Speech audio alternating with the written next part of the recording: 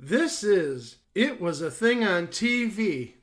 Ow, what the heck, man? Punisher! Control! Tell me before I change my mind! I give you Super Train.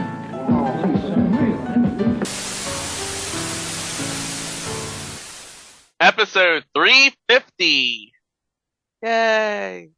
Submission number 800. The Slap. The Slap aired on NBC from February 12th to April 2nd, 2015 for 8 episodes.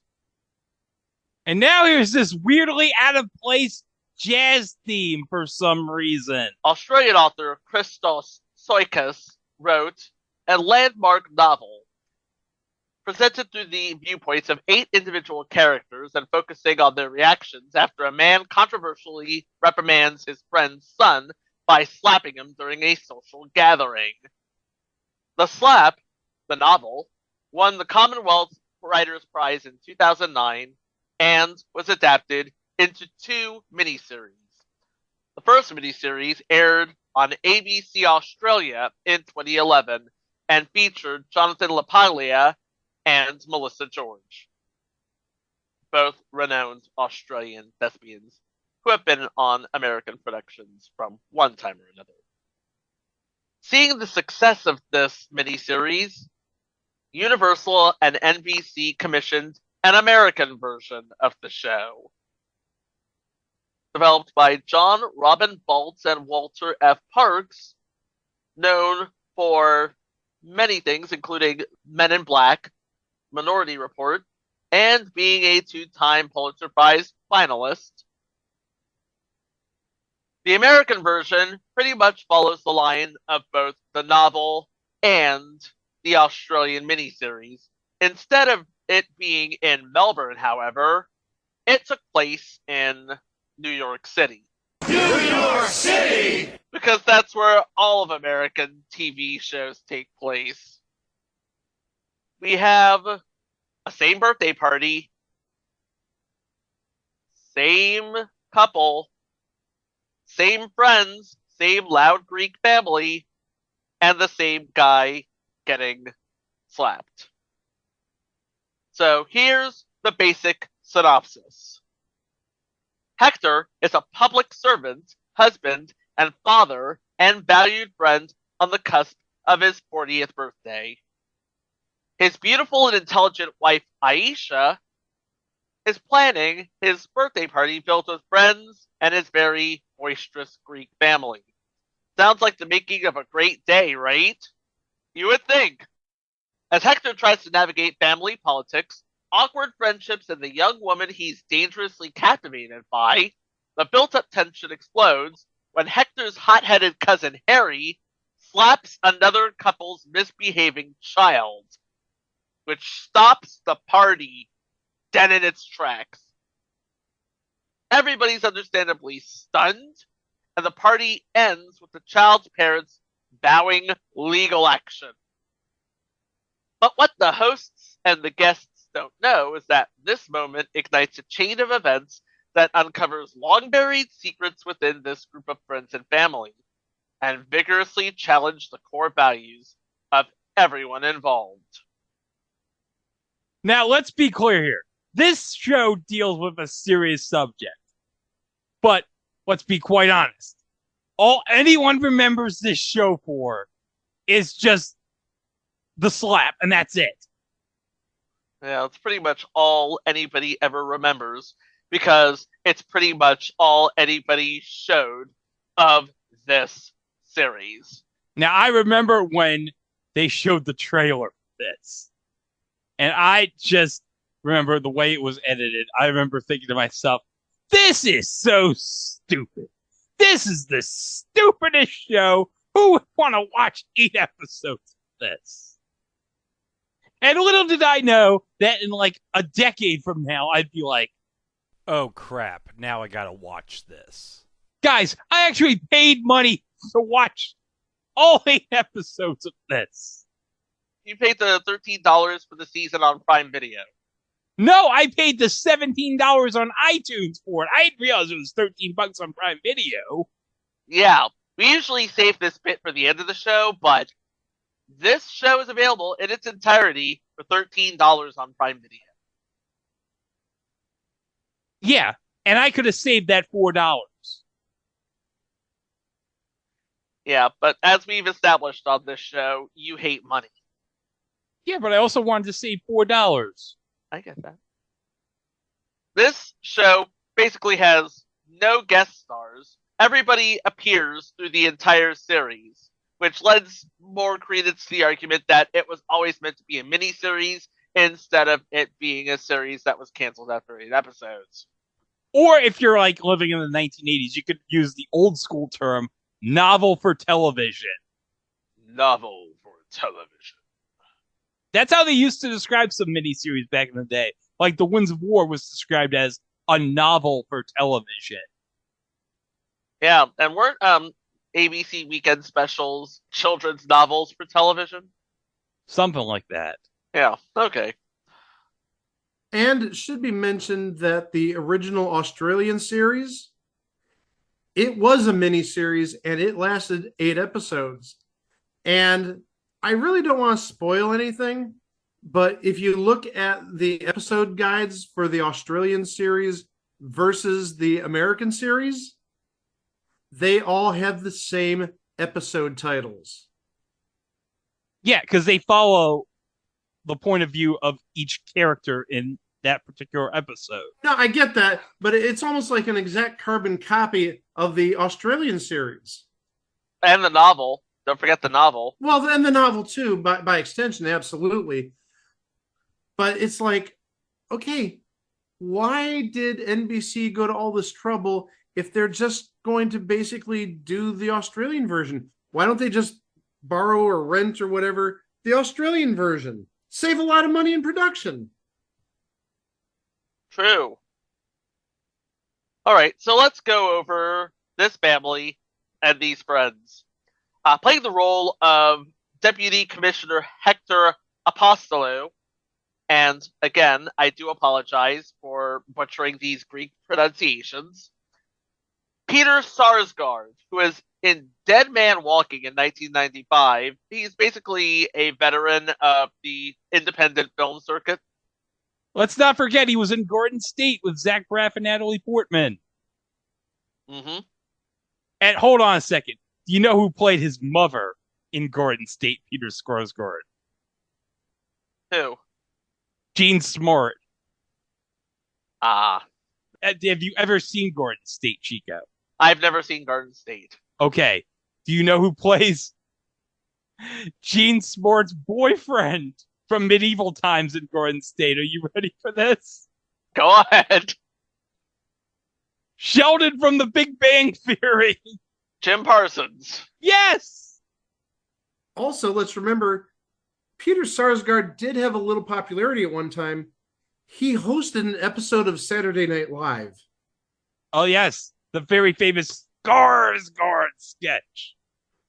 Is that the one where they, like an advertisement for Sarsgaard, something to protect you from getting SARS? I think so. That's where I remember him from. There was, I don't know if it was a commercial spoof, but he was pitching something called Sarsgaard, which protected you from getting SARS, which was something, it was COVID a decade before COVID, let's say, but not as bad. Hi, I'm critically acknowledged actor Peter Sarsgaard. And today I'd like to talk to you about a very serious matter. We live in a world where we're never sure where the next infectious disease will strike. Today, that disease is bird flu. 3 years ago, that disease was SARS. Do you remember that? I do. Because 3 years ago, I developed these. The Peter Sarsgaard, the only commercially available Sarsgaard with my picture on it. Now, normally I'd never tried to take advantage of a terrible tragedy, but my name is Peter Sarsgaard. It was kind of a no-brainer. But the fact is that I now have several warehouses full of Peter Sarsgaard brand Sarsgaards. 250 million of them, to be exact. Originally retailing for $120 a price, I now realize was obscenely high. They can now be had for the very reasonable price of 5 for $1. Now, the Sarsgaard is 60% effective against the SARS bacteria. That's 60%. That's nearly 10% more effective than the natural filters contained within the human lung. Now, I have to be honest. It's been pretty difficult to sell these things. Not only will the AMA not certify the Peter Sarsgaard, that they won't even return my calls. I swore that I would never say this about anyone. But I hope that all those AMA turkeys get SARS. But I don't want you to get SARS. Now, I made a terrible decision by getting involved with these Sarsgaards, but you might not be making a terrible decision by not getting involved with them today. The Peter Sarsgaard. The only Sarsgaard with my face on it. People forget that COVID is a variation on SARS. Just so we be clear. Playing the wife of Hector, Aisha Apostolou, a clinic director, Tandiwa Newton. Well, we could just call her Tandy Newton. Sorry to ruin your pronunciation and your practice there, Chico. Hey, she wanted to be addressed as Tandiwa, so I'm addressing her as Tandiwa. Okay, it says here that she was credited as Tandy, though, in the series. I know she's changed her spelling in the last couple of years, but potato. Yeah. Of course, nowadays, we remember her from all 4 seasons of Westworld. All right, Mike, get it out of your system now. You talked about it in the chat. What? The fact that I've only seen like 2 minutes of Westworld, and by sheer coincidence, the 2 minutes I've seen of Westworld was a nude scene with Tandy Newton? Yes! And I fell in love with her as soon as I saw her? You didn't say all that now! I said I'm making her my third wife, so yeah, I think that means that I just had a mad, sick friggin' crush on her. I'm curious as to who the other 2 wives are. I don't think I want to know. Yeah, I was going to say, going on to the next person in the cast. Yeah, let's do that. Playing the daughter of Hector and Aisha, Melissa, Ashley Ofterheide, currently playing the role of Gwen on the new Netflix drop, That 90s Show. Oh, so we're current. Yes. Well, we're current as in you, me, and Mike. We're all 90s kids. Actually, we're 80s kids bordering on 90s kids. Not Mike. Yeah. He's only been like 20 in the 90s. That would be a 90s kid. Wait. Excuse me. When the 90s started, I was 14 years old. Yeah, so I was still technically a 90s kid. When you're talking about early on, I'm a 90s kid. If you're talking about later on, like 95, 97, yeah, I was in my 20s at that point. So I was a 90s kid, sort of a cusp 80s, 90s kid. Yes. Now watch somebody come up with That 2000 Show and make us all feel old. That's happening in 10 years. Mark it down. Now playing the older brother of Melissa and the first child of Hector and Aisha, Adam Apostolou, Khalid Al-Zuma. Playing Anouk Latham, Hector's childhood friend and a television executive producer, Uma Thurman. Yes! And listen, we don't need to describe Uma Thurman. Y'all know who Uma Thurman is. And you all know who her daughter is. Her daughter's Robin on Stranger Things. Yep. And fun fact, Mary Louise Parker was originally cast as Anouk, but had to drop out because she came down with pneumonia. Are we not going to talk about Peter Griffin playing Uma Thurman's eye wrangler? Oh God, I forgot about that. I guess we have to now. I got Greg to remember it. My job's done. All right. Now, playing Hugo Wexler, the receiver of the titular slap, Dylan Schambing, who played Rocky on all 76 episodes of something called Gigantosaurus. Gigantosaurus. Yes. What the hell is Gigantosaurus? I'm guessing it's a cartoon that involves a dinosaur. Oh, it has to be. But if you are above cartoons, first of all, the hell's wrong with you? And second of all, he played 32 episodes worth of Charlie on The Girlfriend's Guide to Divorce. Okay, you're talking about Gigantosaurus? Yes. It was on Disney Junior. That explains it. Yeah, that explains it. Playing his parents, Rosie and Gary Wexler, the mother is played by Melissa George, who played the same role in the original Australian version. Father Gary is played by Thomas Sadowski, who is known for his role as Don Keeler in The Newsroom and Matt Short in Life in Pieces. Oh, and by the way, you know who was also on The Newsroom, Chico? I know this because I love The Newsroom. Jeff Daniels and Yeah. Well, not in the main cast, supporting cast. Okay. I got nothing. Hey, I mentioned the show earlier, like 2 minutes ago. 2 minutes ago. Okay. What did I mention 2 minutes ago when talking about Uma Thurman? Stranger Things. And who was on The Newsroom that was on Stranger Things? I got nothing. David Harbour. You. Thank you. See, I would have remembered if you hadn't told me.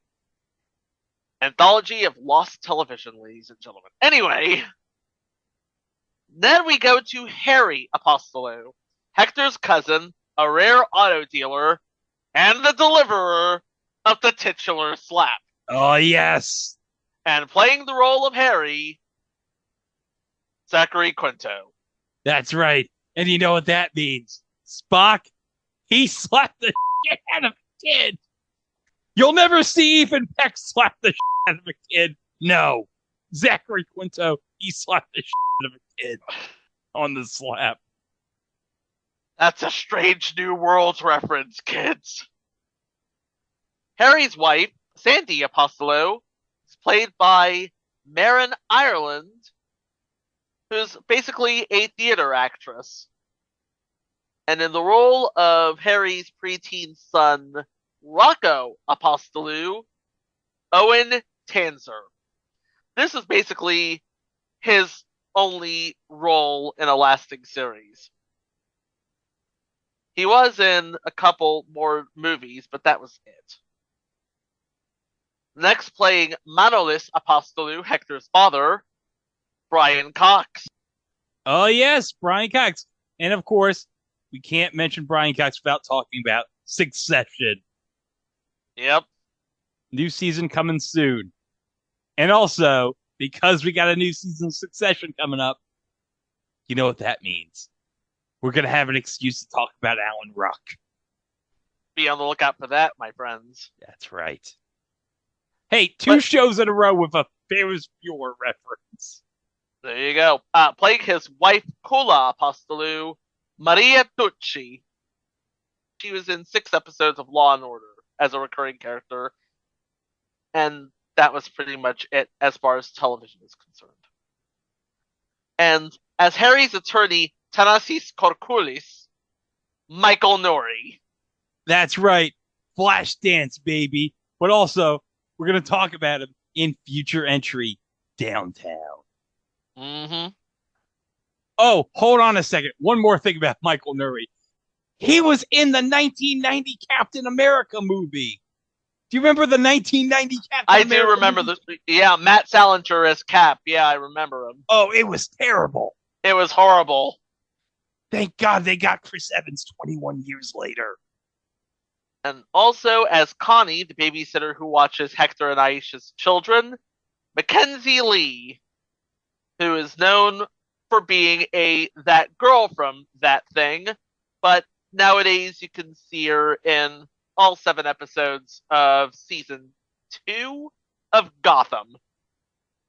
Connie's best friend Richie, played by Lucas Hedges, who was in Moonrise Kingdom in 2012. And I should note, the character of Richie is very important to the series because he is like a photographer, and so he's taking pictures of everything, and that becomes like important later. That becomes super important later. As ADA Bridget Saltaire, we have Ellen Adair, no relation to Deborah Adair from the last episode we did. But she played a similar role on 3 episodes of Bull from 2019 to 2021. Then we have as Anouk's much younger actor boyfriend Jamie, Penn Badgley, who you would remember as the creepy stalker in You. Me? Not you. You. Me? Not you. You. Me? Not. Are we really doing this? Who's on first? Playing Richie's mother, Fiona, Molly Price, known as Faith Yokas in Third Watch. And Anouk's mother, Virginia Latham, played by Blythe Danner. Oh, that's right. Yeah. Yep. And you all know, yeah, she's Gwyneth Paltrow's mommy. She's kind of a big deal. Yeah. And her husband created Seen Elsewhere. And The White Shadow. And The White Shadow. And tying this all together, the narrator. Oh, the narrator. Who'd they get as the narrator? Victor Garber. Wait, hold on. You mean the same Victor Garber who was the star of the CBS sitcom in the mid-'80s, I Had 3 Wives? Yes. Wow. He was also an Alias. That's right. And that's a hell of a jump, by the way. Oh, yeah, from I Had 3 Wives to Alias. But let's not forget he was in Titanic. Yes, where he had to affect the Scottish accent. Don't bury the lead, though. He was on I Had 3 Wives.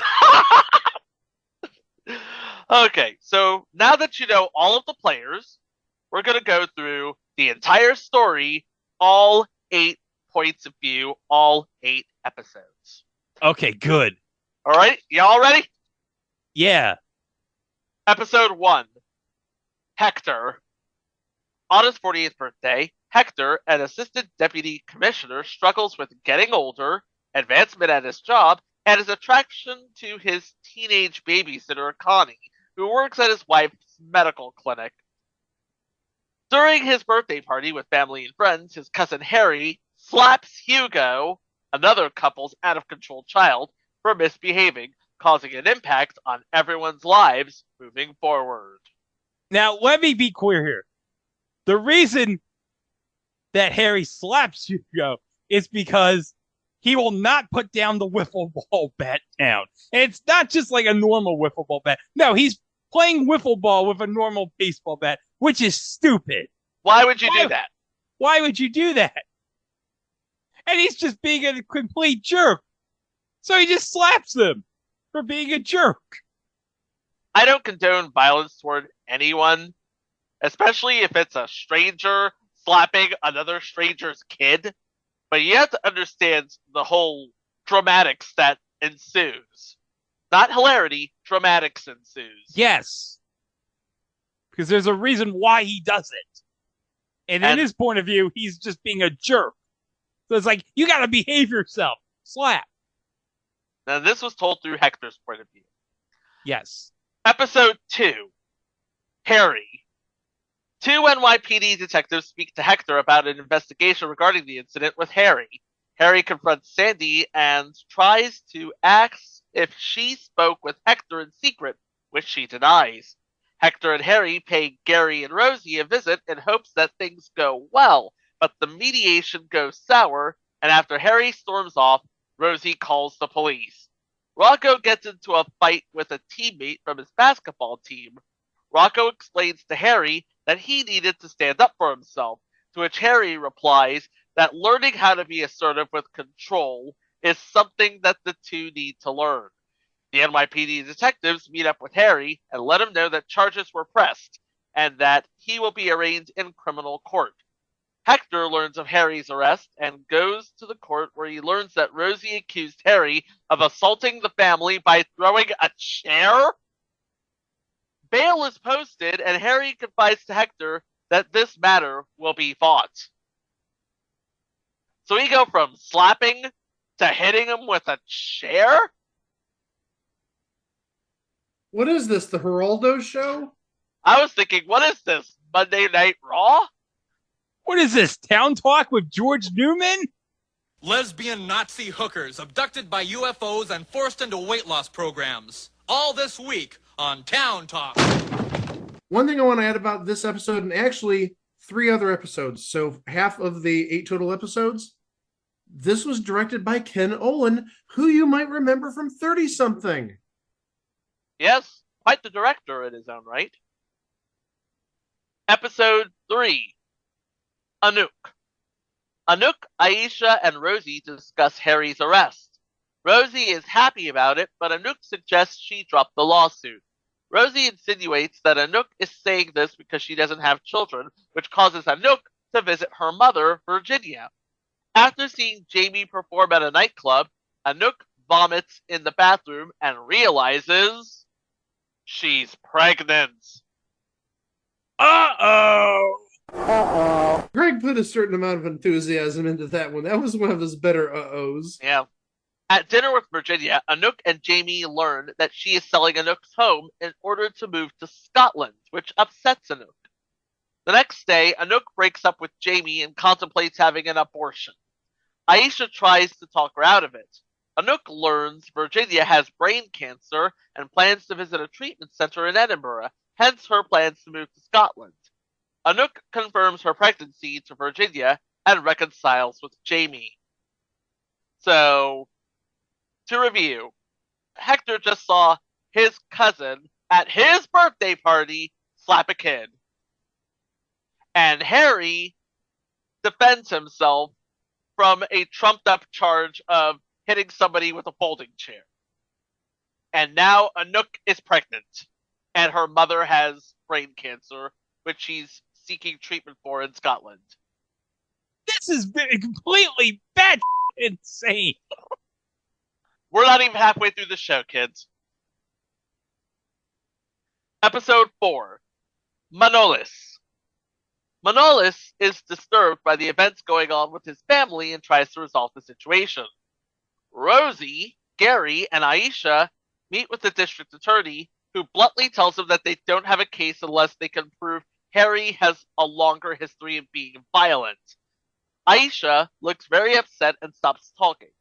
Hector is aghast at a sleazy but effective attorney who earns Harry's trust in business with his plan to ruin Rosie and Gary by revealing details of what they're really like. Later, when Manolis asks her for help in getting the case against Harry dismissed, Aisha tells him that several years ago, she treated Harry's wife Sandy after she came in with severe bruising to her face. Manolis confronts Harry, who denies ever hitting Sandy, but hints that they did have other confrontations that could have resulted in injuries. Manolis and his wife reflect on how to let their children handle events now that they're adults, and reunites with his oldest and best friend. So now Manolis is reuniting with his friend, and he and his wife are wondering how to just let their children handle this now that they're adults. Now we're halfway through the series. Episode 5. Connie. Connie learns from her friend Richie that he has photos from the party where the slap occurred, and also showing her kissing Hector. Oh boy. Oh no. She asks him to delete the photos and after tries to inspire Hector to be romantic, but he bluntly says their affair and her time as their babysitter is over. Hurt, Connie meets up with the boyfriend of her late, wild absentee father, Malcolm, and learns about his irresponsible lifestyle. Meanwhile, the prosecutor and family of Hugo appear in a conference with the defendant Harry and his attorney, with the judge mediating. The defendant wants the case dismissed, claiming it was self-defense, while the prosecutor refuses to back down, claiming the defendant is a child abuser. The judge assigns the case for trial. Connie sees Rosie later and finds her crying because the judge has ordered Hugo to have a psychological evaluation. Connie then tells her they still have the photos, which do not support Harry's version of what happened. So now Connie's boyfriend is all up in this with the photos. Episode 6. Aisha. A Greek public relations expert wants Aisha, because she is not a relative, not Greek, and not a really close friend, to appear as a character witness for Harry. He feels that what they need is a respectable member of the community who is a physician to take the stand in his case and say that Harry is a good man whose deeds have helped kids and that he is a decent man. He points out that the criminal trial is just the beginning. If Harry is convicted, the child's family will use it as evidence to start a multi-million-dollar civil suit for damages. Aisha, who knows for a fact that Harry did cut Sandy with a punch to the temple years ago, weighs this while she nearly has a fling with a colleague, and then she and Hector sadly confess to each other the way they haven't been truly faithful. This is getting serious. Episode 7. Rosie. As Harry's criminal trial approaches, Rosie's life begins to completely fall apart. Hugo is expelled from school, Gary gets angry at Rosie's behavior, and when Rosie tries to get Richie to turn over the photos, Richie and his mom both tell Rosie to leave and not come back. Harry's lawyer, Thanasis, asks him if they can use some damaging personal information about Rosie that researchers found, but Harry is reluctant. Rosie asks Harry to accept a no-contest plea that will result in no jail time and a small fine. Harry turns her down. After being drilled by the DA about his abusive treatment of Sandy, Harry accepts Thanasis' line of defense. Gary is horrified at Rosie's treatment and tells the DA about Richie's photos so that he will have to produce them. At the same time, Richie is home deleting images from a video file card. And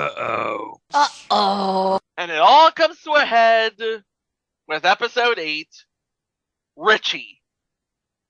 A police detective serves a warrant for Richie's laptop in order to obtain the photos. Richie confirms that he deleted them, but willingly surrenders his laptop and flash drive. Thanasis reveals his strategy to Harry. He will get the pictures thrown out and leak new information he acquired about Richie's past. His past is published by a New York newspaper as an only in New York story. With his past in print, Richie attempts suicide, but Gary calls an ambulance and Richie recovers. When questioned by Thanasis, Richie explains that he deleted the photos because they were photographs of people he cared about behaving badly and felt that no one should see them. Harry is found guilty of attempted assault of a minor in the 3rd degree, but the judge sentences him to time already served. She then advises Gary and Rosie that they can expect a visit from Child Protective Services. Connie and Richie leave for college, and Anouk's friends gather at her home to welcome her new baby. That's the show. This is one of those David Lynch sort of joints where everything falls apart and then comes together again, isn't it? Because that's what it read like to me. Well, not quite David Lynch, but it's kind of like a God, what would you say? It's kind of like a well, it's a novel for television, as we said earlier. It's one of those things that, you just have to read into everything, I guess you could say. But yeah, we talked about this already. There were only 8 episodes. They were available for release on Peacock for a time, but now if you go to Peacock, you will only get the original Australian version. And we've already said that you can buy the entire run on video on demand, be it Prime Video or iTunes. Or believe it or not, you can get it on DVD. Oh, really? You can get it on DVD, absolutely. You can get either the NBC version or the original version in Australia on DVD. And not for terribly much money. I was going to do an eBay prices right based on rarity, but nope. Looks like you can get it for, I see a $7.74, buy it now. Pre-owned, so it's been used, but under $8 if you're interested in this. Meanwhile, reviews were sort of meh. Newsday gave it the highest review of a 91 out of 100, saying that it's a chance and a worthy one. Then you compare that to the Denver Post, who said that the cast is inviting, but the too prominent, overly obvious voiceover narrator is a truly awful innovation. So they love the cast, but they hate Victor Garber. Why would you hate Victor Garber? He was on I Had Three Wives. I don't know. I just don't know. And the Hollywood Reporter gave it a 3 out of 10, saying, everything about the slap feels manipulated. You can smell the smoke off the puppet strings as the characters are jerked into being jerks. And that's just the pilot. The anvil drops more often and with more velocity in the second episode. So I have to wonder. Now, obviously, evidence points into the direction that this was always meant to be a temporary TV show. A miniseries, a novel for television, if you will. But the premiere launched with a rating of 5 million viewers watching. Then it sort of went down until it hit about 3 million for the finale. The show aired at 8 o'clock on a Thursday, which is time that's usually reserved for, this'll do it, Grey's Anatomy on ABC. Oh, yeah, that's it. And The Big Bang Theory and Mom on CBS. Oh, yeah. Well, that'll definitely do it. And unfortunately, I do not know what aired on Fox because TV Tango does not have that information. Oh, wait. It was American Idol. Oh, yeah. It's the dying days of American Idol on Fox, but still American Idol. Uh-huh. So, yeah. American Idol, Big Bang, and Grey's Anatomy. Bing, bang, boom. Against those 3, you didn't have a chance even if you did want to make another season. But perhaps it's for the best that another season didn't happen. Because this show sort of read to me like the American version of Broadchurch, in which you have a conflict and you have a resolution, and anything else would just try and stretch the premise thin. Of course, they renewed Broadchurch for a second season, and we saw that bear out. By the way, we will be covering the American version of Broadchurch later this year. Not saying when, but it will coincide with a big anniversary. Just saying. And if you know who was on the show, yeah, it's pretty obvious. Yeah. Thoughts, guys? I really wonder how they do a second season, just because, again, the original Australian version was an 8-episode miniseries. Yeah, are they going to go on talking about the birth of the child or the child's younger years that was born in the final episode? I don't know where they could go with that. Really don't. So I just wonder if a second season just was never going to happen. If this essentially was a series which really was just a veiled miniseries, if that makes any sense. That totally makes sense. Well, after the slap, okay? As I said, all anybody remembers this for is like the slap. And that's it. I mean, where else can you go after that? Well, you see one couple's pursuit of justice, and you see one family falling apart. You know what? The question is right there, Greg. Where do you go from this? So yeah, I guess they saw that in Australia they took the story as long as it could go and decided here in America to go the same route.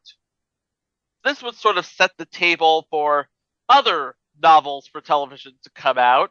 I remember this would be maybe 3 or 4 years before the next big novel for television aired, which would be Netflix's 13 Reasons Why. Of course, they made the full mistake of renewing the show for subsequent seasons. If you're going to do a novel for television, this is the way to do it. So what else can we say except The slap. It was remembered for one thing. That. And it was a thing on TV. And you know what? I bet you back in 2015, Will Smith was probably watching that, seeing Zachary Quinto slap that kid and thought, you know what? I'm going to keep this in the back of my mind when I'll need this one day. that's horrible, Greg. It's funny, but it's horrible. I gotta agree with Tico. I'm sorry. On both counts. Yeah. And if you're listening to that, I just want to apologize on Greg's behalf. He didn't know what he was talking about. Well, while Greg goes to rinse his mouth out with soap for saying what he just said, bad Greg, you can go to our website at itwasathingontv.com where we have our episodes, 349 previous episodes, plus all the mini shows, plus all the live shows, all the stuff that we've done is right there. And don't forget on the socials, we're at It Was a Thing on TV, on Instagram, on Twitter. But Facebook, well, unfortunately on Facebook, we made Mark Zuckerberg just a little mad, and he slapped us so hard, we added a podcast at the end of the name. So it's at It Was a Thing on TV podcast on Facebook. And on YouTube, we don't want you to ring that bell. We want you to slap that bell to stay up to date with all the happenings on YouTube. Yeah, because not only do we have all of our episodes on YouTube, but now we're starting themed playlists on YouTube. Yep. You can take all of your favorite episodes that have a singular theme, play them on YouTube, play them in the background while you watch other forgotten television series. Yeah, I already have like a football related playlist for the Super Bowl that just passed. By the way, we're recording this 2 days before the Super Bowl, so to cover our bases, congratulations to the Kansas City Chiefs. Yeah, way to win that Vince Lombardi trophy, Patrick Mahomes. Way to win that Vince Lombardi trophy, Travis Kelce. Okay, can we just agree that ultimately the biggest winner of all is going to be Fox? Yes. They're getting all the advertising money, so they win in the end. All that ad money and season 2 of Next Level Chef.